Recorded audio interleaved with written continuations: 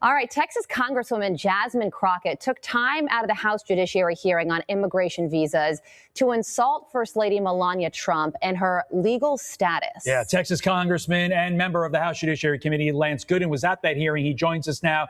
And Congressman, I'm just going to read part of what she said in what I would call a very serious hearing on a very serious issue that impacts our country's immigration and ultimately decides who comes into our country. Yet the Congresswoman decides to use her time to say the following. Melania, the First Lady, a model. And when I say model, I'm not talking about Tyra Banks, Cindy Crawford, and Naomi Campbell. You're supposed to have some sort of significant achievement, like being awarded a Nobel Peace Prize or a Pulitzer, being an Olympic medalist, or having other sustained extraordinary abilities and success in sciences, arts, education, business, or athletics. All right, so here's what's going on right now, and I'm not exaggerating when I say this could be the most dangerous political standoff we've seen in years. Trump just walked himself into a corner like a real corner, and I'm talking about the kind of corner where there's no way out without losing face or, well, things get ugly. This is the kind of situation that keeps people awake at night because it has real consequences. On March 6th, Trump goes on Truth Social and he flat out says Iran has to surrender, not negotiate, not compromise, surrender, complete, total, unconditional surrender. Those were his exact words. He posted about how there would be no agreement with Iran except for unconditional surrender. He said it in all caps. He wanted people to understand how serious he was about this demand. And then, come on, here's where it gets crazy. He basically tells Iran what they need to do to surrender. He's saying they need to pick new leaders he approves of. And this is the wild part, he'll help rebuild their entire economy. He even came up with a slogan. You can't make this up. He literally said, we're going to make Iran great again. Good morning, Ainsley. Good morning, guys. So far, the numbers we have show 54 people were shot, 7 fatally. It usually takes a few hours for Chicago police to release the official numbers from the holiday weekend. But you compare those numbers to the 4th of July weekend, in which 44 people were shot, 6 were killed. This is the dynamic that Illinois Governor J.B. Pritzker says is not an emergency that warrants the intervention of federal troopers and the National Guard. In fact, Governor Pritzker launched over the weekend the conspiracy theory that Trump is using crime in Chicago to cheat the midterm elections. Other aims are that he'd like to stop the elections in 2026 or, frankly, take control of those elections. He'll just claim that there's some problem with an election, and then he's got troops on the ground that can take control, if, in fact, he's allowed to do this. He shortened it to mega. The man demanded unconditional surrender from an entire nation and then promised to make them great if they gave up. That's not a negotiation strategy. That's something else entirely. That's the guy who has locked himself into the most extreme position possible, and now he's absolutely stuck there. There's no backing out without looking weak to his supporters and his enemies both. Like, okay, so let me get this straight. The guy is demanding Iran's total capitulation while also promising to rebuild their country and make it economically stronger. More than 750 murders in the city over the course of 2016.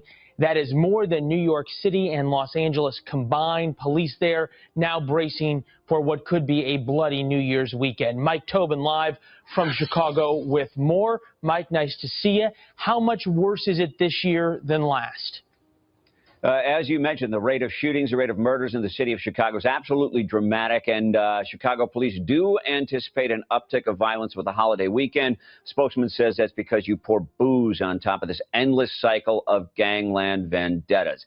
As of Thursday, Chicago police reported some 756 murders in the city of Chicago compared to 484 last year. That's an increase of 56%. 3,525 shootings versus 2,400 last year, an increase of 47%. An overwhelming number of the victims are black. Most of the shooting targets are documented gang members. The former Chicago police superintendent, Gary McCarthy, who lost his job in the wake of the Laquan McDonald videotape shooting, says the reason for the increase in the bloodshed is that policing has become politicized and cops are hamstrung. That's not a negotiation. That's not a peace plan.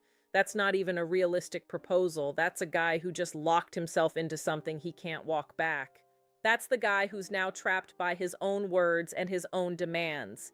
And you know what happened right after he posted this? The stock market started freaking out. The Dow Jones dropped over 900 points. That's a massive drop. That's close to a 2% fall in a single day. Wall Street looked at Trump's unconditional surrender demand and basically said, no thanks, we're not interested in this. The market was screaming, this guy's about to blow up the whole situation. Financial traders were selling off stocks. Investors were getting nervous. Economists were writing about the risks of escalation. Think about it for a second. Trump is the president. He's got the military. He's got the nuclear arsenal. And he just publicly on social media, no less, tied any deal with Iran to their complete and total capitulation. There's no offer up here. There's no wiggle room. There's no middle ground. Iran can't just give in a little bit. They can't say, okay, we'll compromise on nuclear weapons. They can't say, we'll reduce our missile program, because Trump's already said what full surrender looks like, and it means regime change. It means new leaders. It means admitting total defeat on the world stage. It means their government doesn't exist anymore. So what's Iran going to do? They're in a war. They're facing the United States military, and they just heard the American president say the only way this ends is if their government collapses and gets replaced. Yeah, right. They're going to line up to do that. Of course they're not. Nobody surrenders when surrender means the end of their government. Here's the thing that nobody's really talking about, though, and this is where it gets absolutely wild. Trump's own party is starting to panic. His own Republicans are getting nervous. Just 3 days later, literally 3 days, on June 3rd, the House of Representatives passes a war powers resolution, passes it. The vote is 250 to 208. And check this out. Some Republicans voted with the Democrat. Some Republicans looked at Trump's total surrender demand and said, nope, no, we're not letting him do this without Congress. We're not giving him a blank check to wage war. That's not normal. That's a crack in the wall. That's people inside his own party looking at his Iran strategy and going, this is too much. This is too risky. We need to step in. That's a sign that even the people who usually support him are getting scared. And that's the story nobody's really focusing on, but it's the biggest one. Trump just walked into a situation where he's in a standoff with Iran over surrender, and his own party is trying to pull the emergency brake. So we've got three sides here. Trump saying Iran must surrender completely. Iran saying we're not backing down. And Republicans saying maybe we shouldn't let the president start a regime change war without asking Congress first. This is chaos. This is the kind of situation that can spiral really, really fast. This is the kind of thing that can go bad in ways we don't expect. And the scary part, this didn't happen in a vacuum. Trump's been building to this moment for years. We're talking about a guy who in his first administration pulled out of the Iran nuclear deal. He put maximum pressure on Iran through sanctions. He authorized an airstrike on an Iranian general. He's been trying to finish things with Iran for a decade, but now he's president again. He's got more power, he's got less political constraints, and he just publicly demanded Iran's unconditional surrender. He's put himself in a position where stepping back looks weak, where compromise looks like he lost, where anything short of regime change in Iran looks like a failure. That is a recipe for disaster. Okay, so first let's talk about why Trump said this in the first place. And this is important because a lot of people think he just woke up one morning and decided to demand Iran's surrender. That's not what happened. That's not how this works. Trump's been at war with Iran rhetorically and actually for years.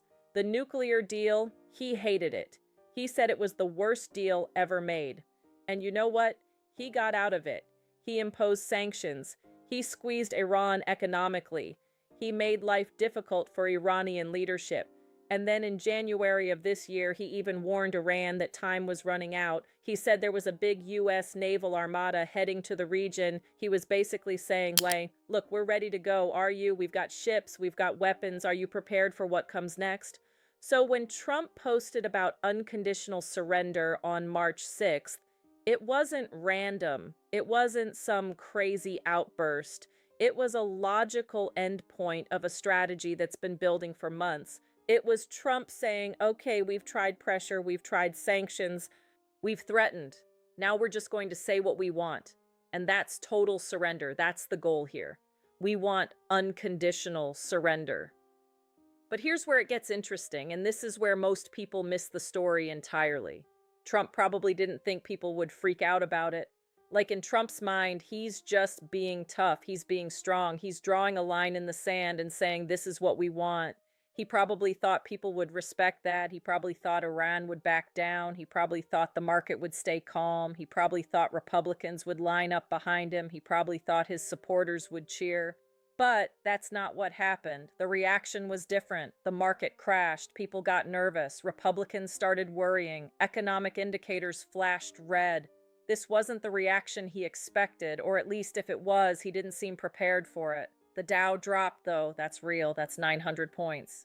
That's a lot of money. That's people losing their retirement savings. That's investors looking at the situation and going, oh man, this could actually get bad. This could actually turn into something serious. Financial markets don't like uncertainty. They don't like the possibility of a massive regional war. They don't like a president who just made it almost impossible to negotiate with another country. They don't like leaders who corner themselves into corners. So you've got this immediate problem. Trump's economic message is all about the strength of the economy, right? That's his whole pitch to voters. Look at the stock market. Look at jobs. Everything's great. Things are better than ever. I fixed the economy. I made it strong again. And then he posts about Iran's unconditional surrender and the Dow drops 900 points. That doesn't fit the narrative, you know? That undercuts the message. That makes people question whether things are really as good as he says they are. And investors, they're not dumb. They're looking at this and going, okay, so there's a possibility of a major regional war. The president just locked himself into a position where he can't negotiate. The economy could get worse. Gas prices could spike, international trade could be disrupted, so they sell, they protect their money, they move their investments to safer places. That's not good for Trump politically. That's not good for the people he needs to convince that everything's fine. That's a ticking time bomb for his whole economic message. It's not a coincidence that Congress started moving on the War Powers Resolution right after this happened. It's not a coincidence that some Republicans started getting nervous. It's not coincidence at all. It's cause and effect. Congress was looking at the market crash, and they were looking at the unconditional surrender demand, and were connecting the dots.